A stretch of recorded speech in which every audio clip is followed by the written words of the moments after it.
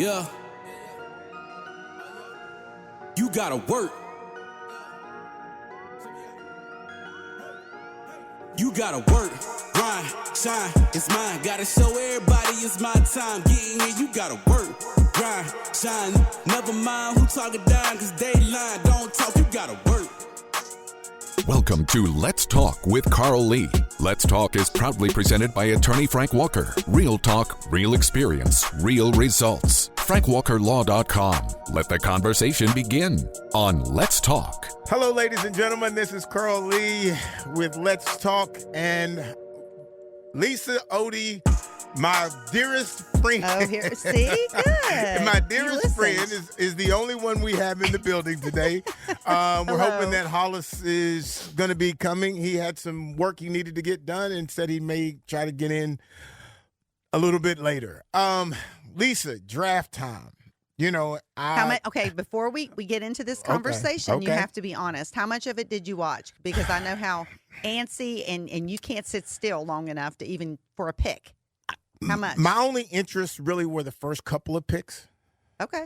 Because I wanted to see, you wanted number one. Everybody wanted to see everybody that. likes to figure out the number one. And again, I have an issue with the draft. So tell us about it. Well, and I think I said this the other day on Dave's show. I'm not trying to brag on my career or how long it was or anything like that. Mm-hmm. But if you draft me 7th, mm-hmm. and I have the success that I had in Minnesota, mm-hmm. and there's guys that you drafted 2nd round that didn't play 2 years, some guys didn't even make it a year, you know, mm-hmm. I think there's something wrong with the system. And when I say that, I say it in regards to places like West Virginia before the Randy Mosses and those kinds of players were coming out. You might see a talented player, but what I would always hear, yeah, but the question is, can he play at that against the type of players? His skill set might be okay, you know, but Can he hang with the NFL players? With players that have played at Alabama mm-hmm. and all of those kind of things. And I don't think that you can judge that visibly. I don't know if you can look at the film and say that that's something that you're such a talented scout. Right. That you can make the dictation of where or players like me could play. So what you're saying is they can make a physical type of evaluation, yes. but they can't really evaluate the heart and soul None of that. Of a player. The work that they're going to put in. Right. Their work ethic. The work ethic mm-hmm. and all of those kinds of things. And I think, you know, because, and I've said this 1,000 times in 1,000 different places, I wasn't even one of the best football players at South Charleston High School. Mm-hmm. And I wasn't one of the best players even in my mind, even at Marshall. And so there are guys there that there's a guy named Donnell Ross who was a corner mm-hmm. and had been a corner his entire life. I'm a safety, had been a safety my entire life. Mm-hmm. I get drafted, and to me, if I'm him, because I was getting drafted as a corner. You're right. He was shorter than I was. So, you know, they were looking for long. So they held that against him. So they held that against him, and mm-hmm. he didn't go. Mm. But he was I saw he wasn't any shorter than Darrell Green. Right. Now, I'm not saying he was going to be a Darrell Green, but how do you I mean, I just don't think those numbers hold up anymore. Well, let me ask you this, because it's been a minute since you were drafted. Yes. And you had your career in the NFL. She said that nicely. I mean, she was flirting with getting put off the show. Shots fired. She's close to getting off the show today. Oh. Let me finish my thought here, okay, please, Mr. Lee. Come on now. Okay. And Matt, you're harassing me too. But so back whenever you went through that process, mm-hmm. when you had to go to the combines and have to be physically evaluated, did they have the extensive interview process that they do today? Did you do a lot of like question and answer with scouts, with coaches? I don't really remember any major structure of conversation. So do you think they're trying to remedy what you're talking about? Like possibly, not just, possibly. But I think I think that for me, when I look at it, I think it's even guesswork. Even think about this from the first round, guys, and especially quarterbacks. How many times have we seen the draft get a quarterback that had a great college career? You pick him number one, and you bring him in, and he doesn't show up. Right. And okay, so how do you define that? Like, what do you say is wrong with that? Like, because you saw the talent, you saw the arm. The arm is great, right? You saw him play. You saw him get hit, and he gets back up, so he's got some toughness to him. Mm-hmm. But all of a sudden, he gets to the league. What's the problem? See, and I think what that problem is, and I don't think that you can't fix it. It's, can you step up? It's mental toughness. It's a mental toughness that you can, like it's from going from high school to college. Mm-hmm. Can you make that adjustment? Because the game is faster, it's bigger, and all those kinds of things. You go to the league, it's bigger and it's faster, and it never is going to slow down. Like, you're not going to get a team that's going to slow down. Right. It's everybody is great. Well, keeping that in mind, let's bring it to the present tense. And I totally agree with what you're saying. It's very difficult to evaluate a quarterback and know whether or not they're going to be successful at the next level. I mean, it's just really any position for the NFL. Yes. But, okay, so let me ask you this question. Did they get it right this year with the number one pick being Fernando Mendoza? Did they get it right, or did they not get it right? What's your opinion at this point? I know we don't have our magic, crystal ball and see the future, but just knowing his accolades, the things he accomplished at the collegiate level, do you think they got it right? The only way that I can answer that I'd have to say we won't know until he gets to camp. Okay. But did you have another player that you thought was more deserving than him to go number one? No, I think because so I'll ask this question to you. You're going to take whoever you think is going to be the best player in the league. And that's going to be a lot of times based on somewhat visual and a whole lot on stats. And also awards. And the awards. This guy cleaned up awards. Yes. And if you're getting those awards and you... Not to mention his team went undefeated. All those first things. National championship for the school. All of those things. Right. So you can't like, who's passing him up? Like, how do you pass him up unless you've got a great quarterback already? So even then, I just don't know how you pass up on the guy. Well, here's the thing. Looking at the future, I mean. But the quarterback that's there now, that's starting, he ain't staying. He doesn't want that heat. Right. Right. Let's think about where he's going. He's going to the Raiders. Well, and Las Vegas is, and we'll get into this conversation later, but his purpose, there were only I think 2 quarterbacks drafted in the first round. Mm-hmm. One was, of course, Fernando. The other one was, who was it? Ty. I'm trying to think. Maybe I got it wrong. Ty Simpson. Yeah, Alabama. Yeah. And he went at number 13, right? Mm-hmm. But their purposes, where they were drafted, and what purposes they will serve for those teams are drastically 2 different things. We know that at the Raiders, they're in shambles. They need a quarterback, and they need it now. Whereas Ty will probably sit behind, Matt Stafford for a while and learn. So, when you compare those 2, and we can talk about that later, but, just kind of addressing what you're saying with quarterbacks, when they're drafted, it really depends on what the team needs them for. It really does.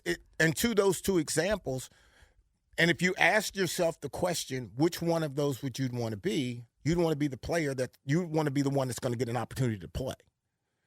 But in reality, not always, but you as the individual. I think it's a healthy thing for a quarterback to go in and back up a star. You're not going to find from them. But the ego of great players, Well, that's true too. talented players coming out of college, going to the pros. No way I'm going to get drafted in the first round, go to a team who's been struggling, Right.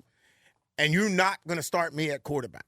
Or the whole expectation of me coming is me playing. Right. In the other situation where you've still got another player, Right. the conversation there should have been, could have been conversation. We're going to draft you. We're thinking about drafting you in the first round. I'm sure those conversations took place. And both we quarterbacks would like to have you, sit down, maybe for a year and watch. Right. And those quarterbacks had to probably agree to those things before. I mean, they had Possibly. to probably know their purpose. I mean, that Ty knew when he went to the Rams that Matt Stafford's going to be there this year. Yes. And so, his role was going to be completely different from, Fernando. What's interesting is, and we'll hear this as time goes on, what Stafford's thinking, how he feels about it. Because that doesn't always go well. It does not go well because that's with two the big player. egos. Those egos are and playing for a team. Every player that's a starter in most cases watch the draft. They watch their team's draft. Yeah. Because I want to know what DBs you're drafting. For sure. You got to think, though, I mean, he's 38 years old. He has to know. Good I only point. got probably a couple years left doing this. They're going to have to bring somebody in as your predecessor. Exactly. And I'm 100%, and that is logical to the normal person. So we've got the great professional NFL mind here. I'm telling you, players don't see that. Sure. Now, if I'm saying I got 2 years, and okay, I'm gonna try to get 2 more years out of the Vikings, and they draft a 2 corner. more years. Well, if they draft a corner, okay, now I'm thinking, they know I'm about done too. Yeah. So the question is, what is their number? Is their number maybe just 1 more year, maybe half a season? So no, I'm not comfortable with you first round corner in the draft. And I only got a couple more years, maybe a year left. No, I'm not wanting that because I know what's going to happen. So the franchise understands the purpose and the reasoning, but the players resent it. Is kind of what you're saying. Yes, to a degree. Yes, to a degree. Any player who's had some loyalty to a team, and you don't necessarily have had to have loyalty to the team, but you already know what your future is. Like you've already got it mapped out in your mind of a couple more years, and I'll call it a day. Does upper management, do they sit down with the players and say, look, you've said this and we know that and we're going to give you that, but we also need to prepare for our future here too? If they do now, I don't know. Okay. But I'll say this. No, they did not do that before. Wow. Back in my day, you had no idea really who they were going to draft. Like they're not talking to you about who we're going to draft. So you're sitting watching the draft. And which just again is why us. I'm not a huge draft watcher, is because I'm not interested in all I'm worried about is you how many relive the corners. trauma. You relive the trauma of it. How many corners? How many corners did you draft? Maybe that's what we're getting here. This is trauma response. It really is. This is PTSD. Now we know here. what's PTSD.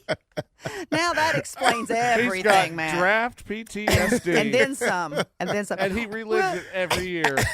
Every time we get to this time of the season. Oh my, that's funny. But think about it. I Put understand, yourself though. in that situation. Like you in your mind, you think you've had a good career and you've been with this team for a while, and you feel like there's you got loyalty to them. You are a Packer, okay? Right. And you trust them. And you trust them. And you've had your success there, and all of a sudden, here comes two DBs, and you're a corner, and there are 2 corners coming in. You're the oldest corner out on the team. Right. What are you thinking? Are you hey man, how you doing? Good luck, man. I hope the best for you. That's fake. You're gonna give him that, but that's fake.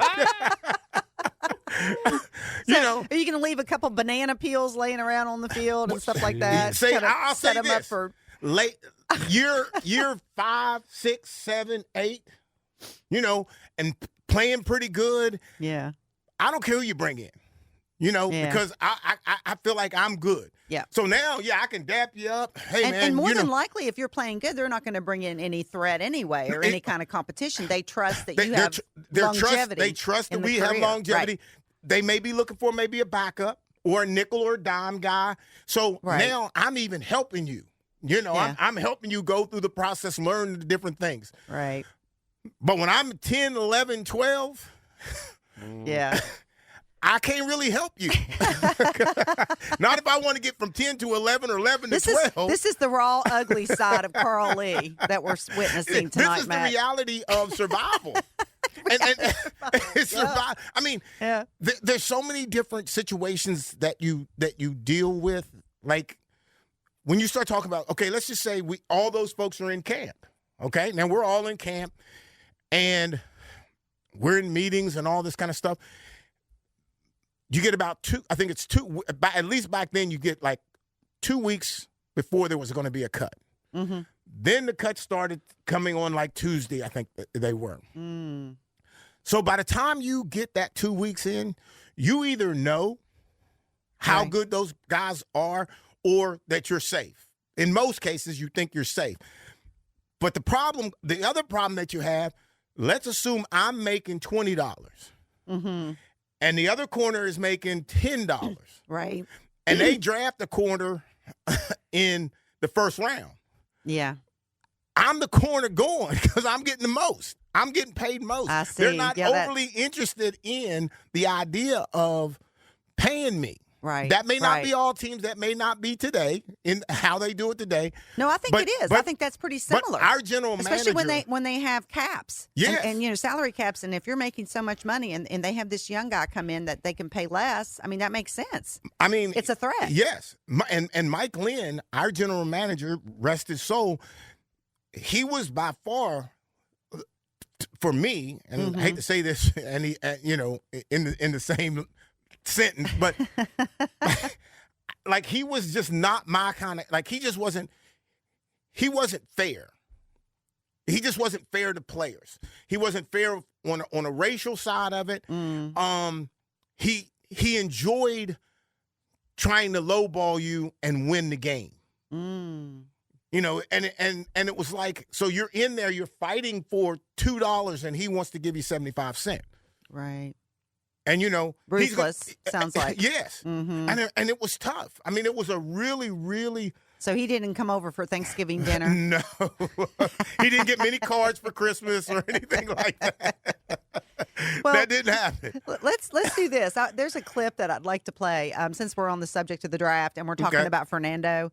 And it's just kind of wraps up about why he wasn't at the draft.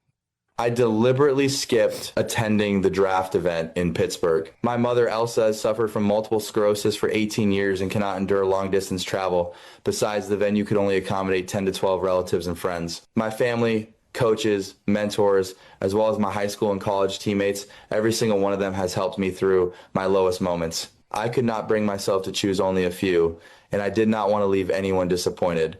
By staying at my home in Miami, I could embrace my mother and sit together with everyone who loves me. No grand stage could ever replace this warmth. I have signed a fully guaranteed 4-year contract worth $54.628 million US.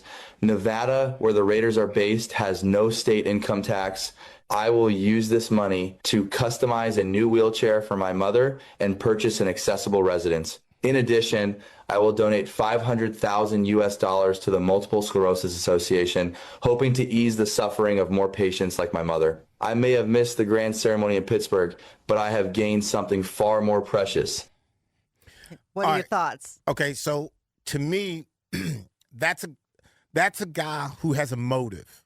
Like he has a purpose. I should say it that way. Yeah. He has a purpose in why he wants to be in that first round, what he's going to do with all that guaranteed money. He's already got that. What about plan. that amount?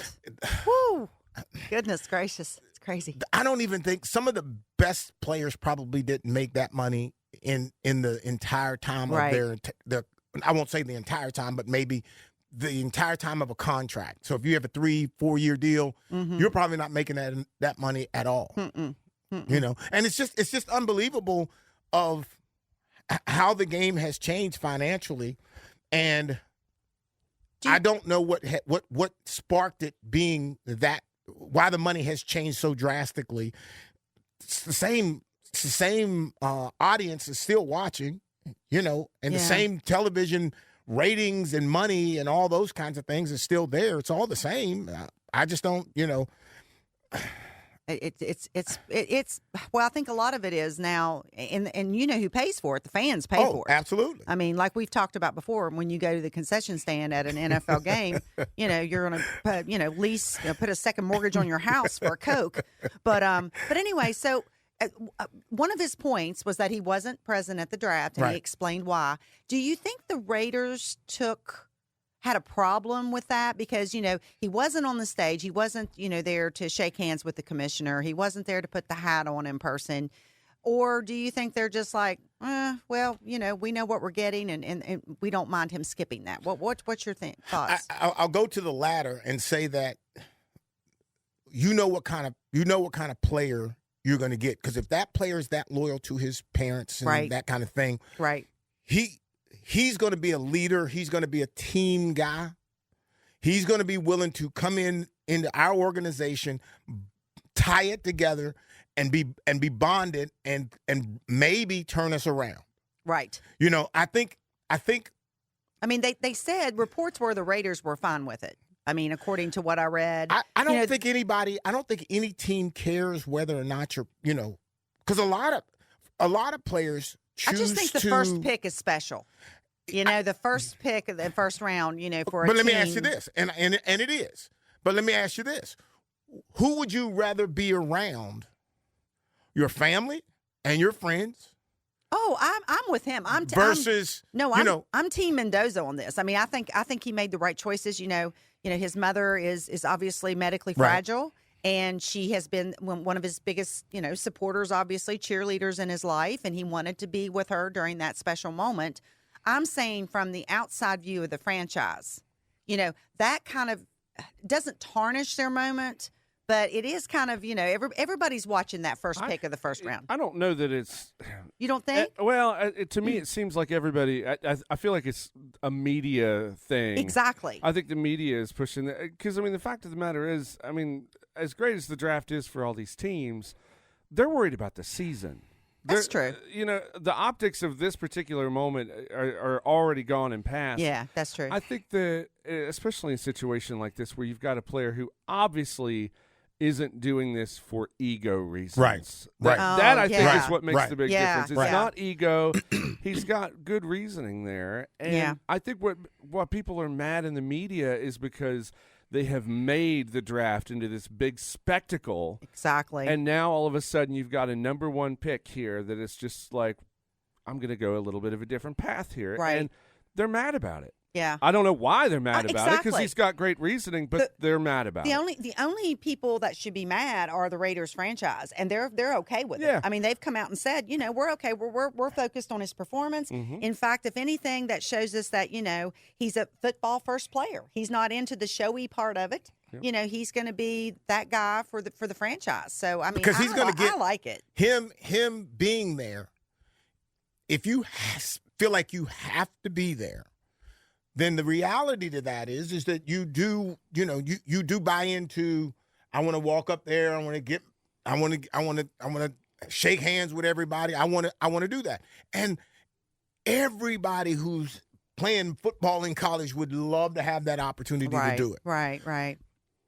But the circumstances were different. The circumstances for this young man, and him picking that. Nobody, to me, it doesn't sound like anybody picked it for him. It sounds like he picked that. He made that decision, because I don't think anybody would have even said. And I bet you there were people who was in his family and said, "Are you sure? Are you sure?" I bet his mom was even one. Yes. I mean, you know, she's come this far. Honey, just go. Right. I'll be okay. I can see it on TV. Mm-hmm. But he wanted that to be. He wanted to be there and be present and to make sure that she was taken care of. And how much better was that to see that on television and be there with your family? Right.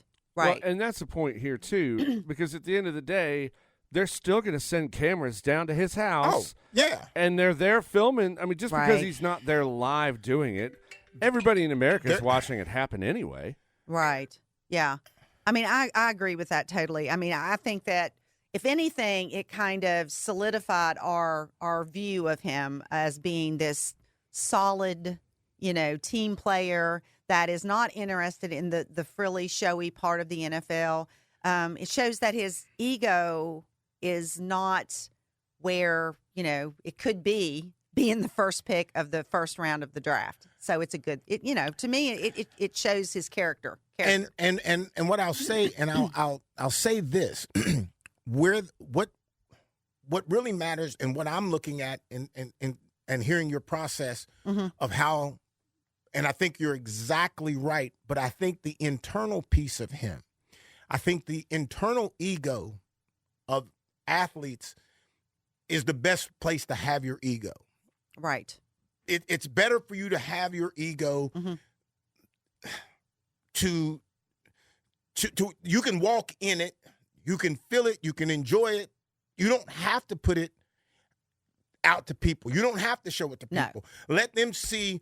If you thought I was a good football player, I wanted you to know that by me playing. Right. I don't need to tell you. Yeah. And in this situation here, I think he was comfortable in believing that he was going to go one and somewhere, anywhere, and it would be easier for him to stay home and take care of his mom than to be there and be seen and all of that when she just didn't want to. So, all right, well, let's take a quick break, and we'll be right back. Let's Talk with Carl Lee is presented by attorney Frank Walker. Real talk, real experience, real results. FrankWalkerLaw.com.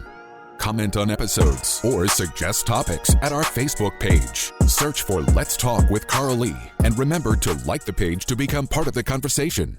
Let's face it, bad things happen to good people. Seriously injured in a car accident, trucking accident, or even wrongfully arrested. Life happens, and when it happens to you, you will need sound legal advice and aggressive representation. That's when you call attorney Frank Walker at 304-413-0179. That's 304-413-0179. Lock it in your phone, text it to a friend. 304-413-0179. Or visit online at attorneyfrankwalker.com. Yeah. You gotta work. You gotta work. Grind, shine. It's mine. All right, ladies and gentlemen, we are back, and we got another co-host in the building, Hollis Lewis. What's up? Sorry I'm late. We're gonna bum rush you with a couple questions anyway. So we were talking about the drive. Yeah, now. you're gonna pay the price now. Yeah. So I don't know a lot of positions. I don't know a lot of things about a lot of positions. I know mine, and I know, but when you think about the quarterbacks in the NFL and how many teams that take quarterbacks,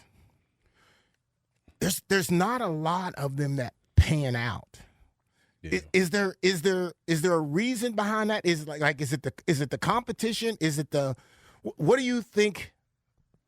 What is your justification of why quarterbacks struggle? At least, and I consider that a struggle. I don't know about anybody else, but I think quarterbacks struggle trying to get into the league. Man, it's so much. I think that, number one, I think it's just a difficult position to evaluate, because you can even have somebody who has the talent, but they don't have the leadership. They don't have the demeanor to really take charge of that locker room.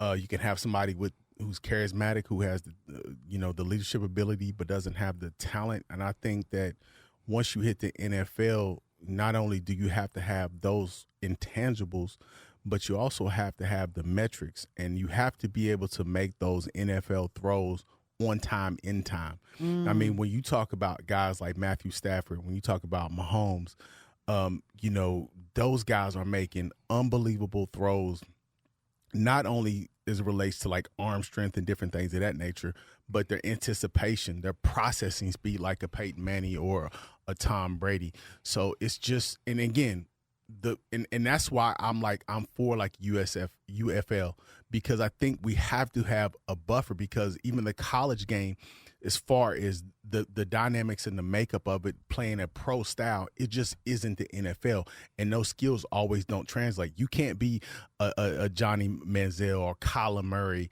You know, those guys can run around, make plays. That don't work in the NFL, because you got a lineman who's 6'6", running a 4.5 40 and is 280 pounds. You know what I mean? Yeah. So those sort of skills don't always translate to how they were able to operate at the college game. And also just, you know, like I said, playing quarterback, you know, like I tell people, it's a CEO position.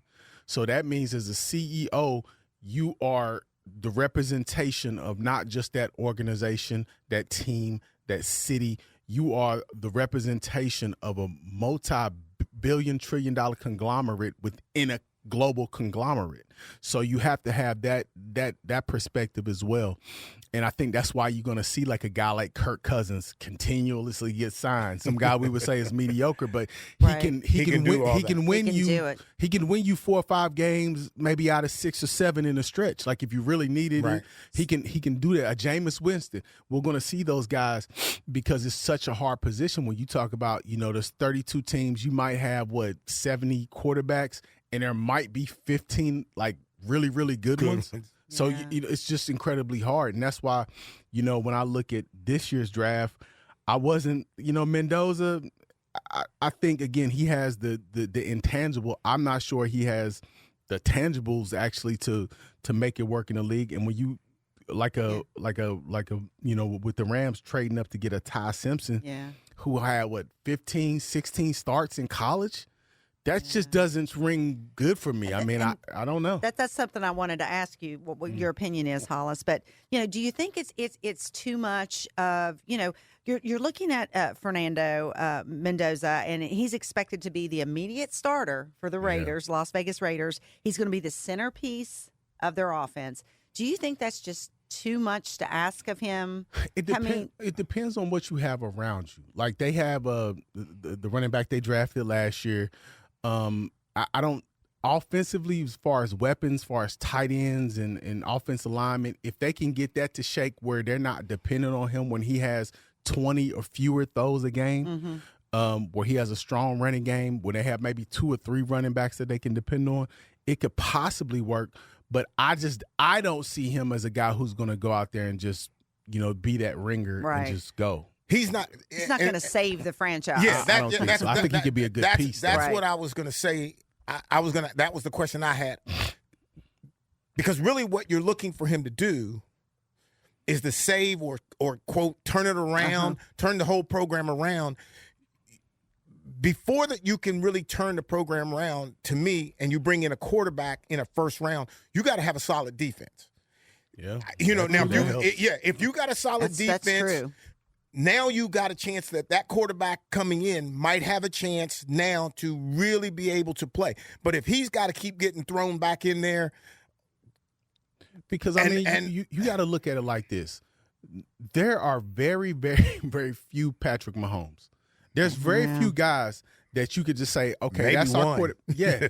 I mean, to me, I would rank Patrick Mahomes up there with the greatest now. Yeah. But there's very few guys in which you're just going to say, okay, we got a Brady, we got a Patrick Mahomes, we can make the rest work. I think the way you're going to build teams, to me, you got to start with defense. You got to start with your offensive line. You got to get a solid running back. You have to build it like how Seattle has built their teams, even when they had Russell Wilson, right? Right. He's a great, maybe borderline Hall of Fame quarterback, but they had great defenses. They had a great running back. They had a good offensive line. You have to build teams that way, to me. When did that stop, though? Like when did all of a sudden, and you know, I haven't really paid attention enough to think like, well, maybe it was 3 years ago, or maybe about 5 years ago, maybe about 10 years ago. Like I don't have any really true idea of really when all of a sudden the quarterback was the key component compared to. I mean, I think when you're throwing maybe 40, 50 passes a game, I think just the way offenses have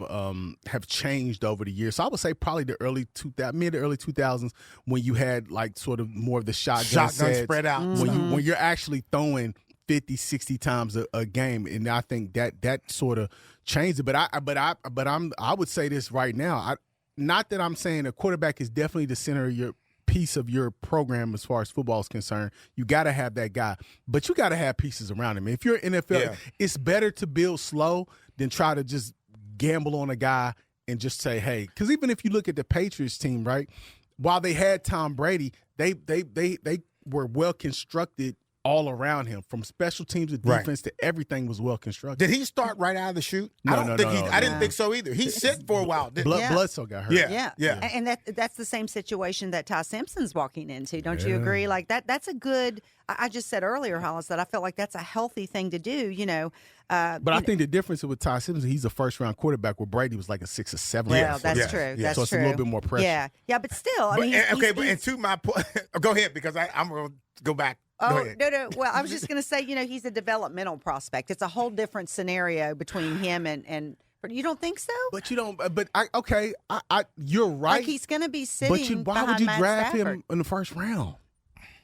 Why draft a developmental project in the first round? Facts. I agree with you on that. Well, because he has the talent to. He's proven at Alabama, and he can follow. And what if Matt Stafford gets hurt? When your starting quarterback gets hurt normally in the NFL, that playoff window just completely shuts. True that. And in this case, if they're having a successful season and Matt gets hurt, and he's not able to play, they can put him in. But I don't think he's. I mean, if you're starting 15 games in college, 15, 60, whatever he started, I think you're just going to see an Anthony Richards. I think talent is one thing, but being able to like play is another thing. So I just don't. To me, that's a reach. That 10 or 15 seconds that quarterback is walking to the center or standing there looking at the defense and trying to figure out what they're in.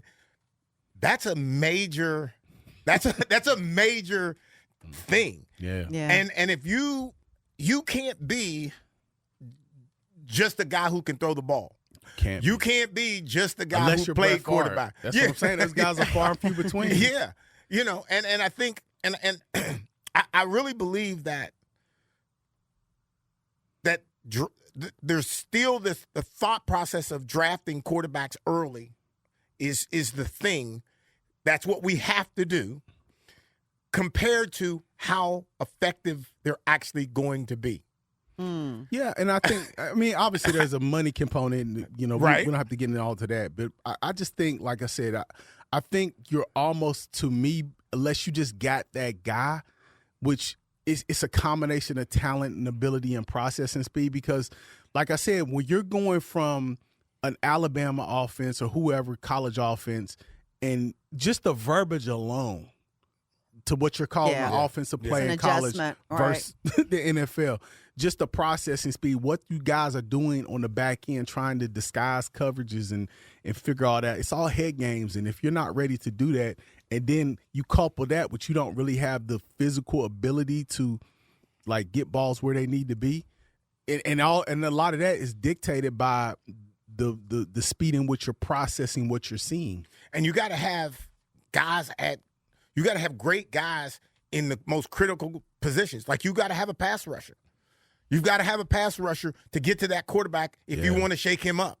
If you don't have that, you better have a great secondary to where but if you've got receivers and you got a line and you got a running back, I think you got, and you can tell me if I'm wrong, I think you got a great chance of being a good quarterback, and you may get time to maybe we've seen it. Yeah. Sam Darnold. Nobody's going to sit here and say he's like all that. I mean, I thought he's a pretty good quarterback, but he had some dog years with San Fran and the Carolina and the Jets and all that sort of things, but he was able to get on some good teams and be a plug-and-play quarterback who could actually have sustainable success because it wasn't all on him. Because to your point about Ty Simpson, man, you being a first-round draft pick alone is so much pressure because it's a part of that franchise that think you should be starting. Yeah. They think, like, if we're going to spend this money, then you need to provide. And where the money is today, Yeah. I mean, you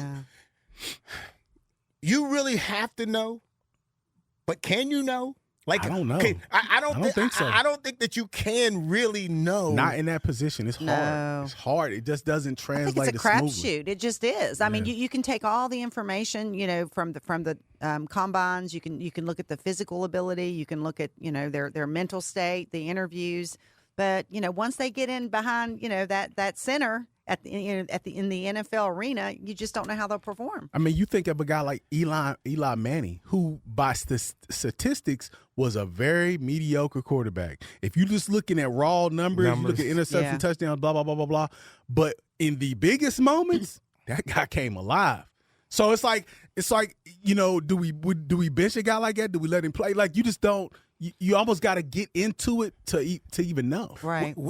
To that point, they have to take the stage to figure out whether or not they can act. We got to a point. That's a good point. We got away from as Tommy Kramer kind of faded out, and I'm not even going to give the quarterbacks names, but we had 3 quarterbacks that all 3 were like looking to make the move to be the next starter. Mm-hmm. As defensive guys, we're mumbling over there like, well, it should be this guy, it should be this guy, because we see them we had seen them in drills and stuff. They go against us, and man, they ended up starting what we thought was the wrong quarterback, because we thought the other guy was. Well, that dude played well. He got nicked up. The guy that we wanted in, we thinking, okay, yeah, he's good. That's all he needs. All he needs is one shot. Man, you talking about choking up. That's what it is, man. Right. It was like the first time you ever played football. Yeah. Wow. And I mean, he just looked so nervous. And man, in practice in 7-on-7 and stuff like that, man, he'd gun us down. He's completing passes. But then, man, when those big lights came on, just froze up. He just couldn't do it. And that's another part of it. That's kind of like the piece. Like, are you able to, like Eli Manning, are you able to perform when the lights are on? Like, are you confident enough in yourself to really do that? Are you stable enough emotionally? I was listening to something. It was on the show. We had Monty Leon, our sports psychologist. The sports psychologist. He was good. And one of the things that he said was that you can't take what happens personally, right? So what I think what he meant from that is that you have to take you out of it, right? So when you're like processing defense, you have a good play, you have a bad play, you have to analyze it from the perspective of what's going on and not insert yourself and your feelings and your emotions into it.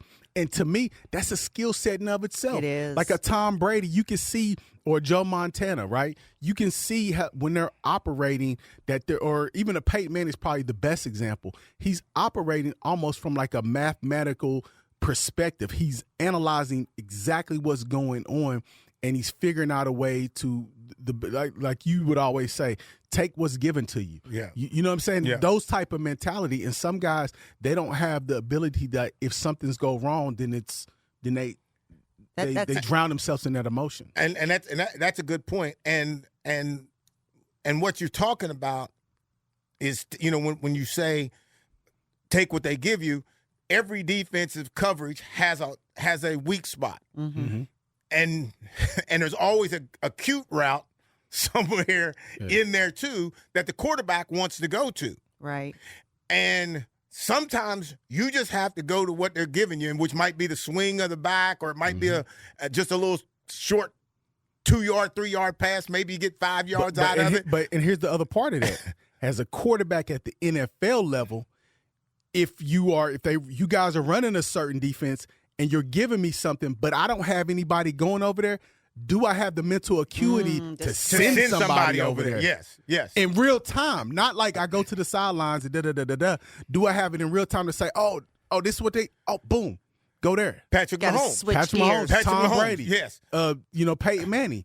They had that ability to say hit there. Or, like I said, if you're just – and, again, a lot of guys just aren't – and then there's like a whole physical component where you have a big Ben. If you watch Ben Big, he just plays with his whole body. Yeah, he does. You know what I'm saying? He's bouncing people off. Or Lamar Jackson, just using his ability to do whatever he wants to. So, like, it is a difficult position to evaluate. And different personalities. And even, I'll even say even sizes, but I do think bigger is better now. And with athleticism. I don't think the Raiders would say that. I mean, Fernando's not that big, is he? Mendoza? He's what, 6'4", 6'5", but he's not like a big right. He's He's not like a Lamar Jackson or he's not that. But I would say it depends on play style. So maybe I would, because I think, like, for example, I always thought like Doug Flutie was good, right? He just he's playing a different era, right? But to me, like, for example, like a Kyler Murray or like a Johnny Manziel, I think they could play, but I don't think the play style translates. Whereas opposed to Russell Wilson, he gained like 20 pounds because he knew, hey, I can't just sit back here and run around. I'm going to have to take some hits and finish some guys off. I'll say this. I'll say this about some types of quarterbacks that could be the Johnny Manziel. You're not coming into the – because here's the first problem. You're drafted by a team. You come into that team acting as though – you to do. Like, you already as a rookie. Yeah. You already mistake acting number like one. Huge mistake number one. Yeah. Because there's this I'm carrying somebody's tray to you sitting down, and I got to bring your tray over and sit it down at lunch, breakfast, at dinner, okay? Those are the types of things. I'm carrying your shoulder pads back to the locker room because I'm a rookie. And that's what rookies do. With the moment that you get too big for that, there's going to be an issue. You got a problem. Yeah, that's a whole different animal. That's a whole nother animal. You got to pay your dues. You got to pay your dues, no matter what. And I'll say this to any athlete that's going to the next level: you can have all the arrogance that you want inside of you, but you can't show that to guys who've already put in time. Yeah. Because they don't like it. Yeah. And even if you quote, if you're going to prove it, you better prove it in a hurry. Yeah. And I think that's a problem with maybe that's a cultural thing because it's okay just to be the rookie. It's okay to do the grunt work. It's okay. It really is. You don't have to like beat them. I mean, we know part of the process. It's part of the process. Yeah, like we know you the man. Perfect. We know you the man. Okay, we know you got some talent, but bro, just come in here, be one of the guys, man. Right. It's nothing wrong with that. Be one of the rookies and grab my tray and take it and put it up. Come on, man. You don't have to do all that. And Carl would enjoy that thoroughly. Yeah. And I really do. I'm glad you said that, Hollis, because I really do think that some of the most talented players are not able to do that. They're not patient enough. They're not okay to let the work take care of itself. Just keep working. Somebody's going to see you. Something's going to happen. Something's going to be positive. You ain't got to talk about it. Yeah. You don't really have to do all that. And I think if you do that, because again, like you look at Johnny Manziel and all that kind of stuff, like, do you need all that? Yeah. And then the other part of that too is like, again, just going specifically to quarterback, and I would probably say this maybe any position now, like you got to be in that film room. You better be in that film room, and you better understand how to do it. Like I said, like quarterback, you are a CEO of a major company, and you better act like one. Yeah, that's so true. Well, what did you guys think about Uar Bernard? The guy from Nigeria that's never played football. He was okay. Do we have that clip, Matt? Can we play it? Okay. You are now witnessing history being made. With the 251st pick in the 2026 NFL Draft, the Philadelphia Eagles select Uar Bernard, defensive tackle, International Pathway Program. Let's go! Uar Bernard from the International Pathway Program that opens the doors to football to people across the globe. And this Nigerian prospect I mean, he absolutely wowed people at a scouting combine. Okay. Okay. First of all, I'm impressed that you got that name right. I had to look it up. Shout out to you, Liz. I had to look it up. I'm not going to sit here and act like you I are a can speech pronounce it. therapist, so shout out to you. You got skills.